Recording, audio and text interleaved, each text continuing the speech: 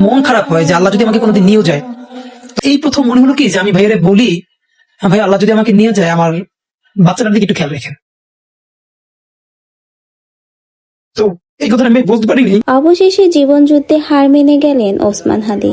তাকে আবারও বাংলাদেশে ফিরিয়ে আনা হয়েছে, তার প্রিয় সেই বাংলাদেশ, যার জন্য সংগ্রাম করতে করতে আজকে না ফেরার দেশে এসে পাড়ি জমিয়েছে। পরিবারের অনুরোধের ভিত্তিতে শহীদ ওসমান হাদিকে কবি নজরুলের পাশে শায়িত করা এবং মানিক মিয়া অ্যাভিনিউতে বাদ জোহর জানাজার সিদ্ধান্ত নেওয়া হয়েছে।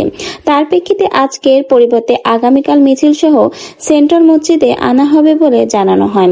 ছাত্র জনতা আজ ও আগামীকাল শৃঙ্খলার সঙ্গে আন্দোলন জারি রাখার আহ্বান জানায় ইনকিলাব মঞ্চ।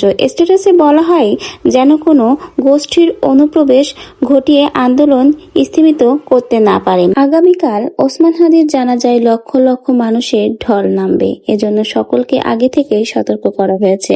বলা হয়েছে শহীদ ওসমান হাদির জানাজায় যারা অংশ নিতে আসবেন তাদের কোনো ধরনের ব্যাগ বা ভারী বস্তু বহন না করার জন্য বিশেষ অনুরোধ করেছেন সরকার। একই সঙ্গে সবার অবগতির জন্য জানানো যাচ্ছে যে সংসদ ভবন ও এর আশেপাশে এলাকায় ড্রোন ওড়ানো সম্পূর্ণ নিষেধ। শহীদ ওসমান হাদির মতো কপাল কয়জনের হয়? সে চলে গেছে ঠিকই, কিন্তু কাঁদিয়ে গেছে লক্ষ লক্ষ মানুষকে, লিখে গেছে তার নাম কোটি কোটি মানুষের হৃদয়ে, যারা সারা জীবন শহীদ ওসমান হাদির নাম তাদের হৃদয়ে সারা জীবনের জন্য লিখে রাখবে।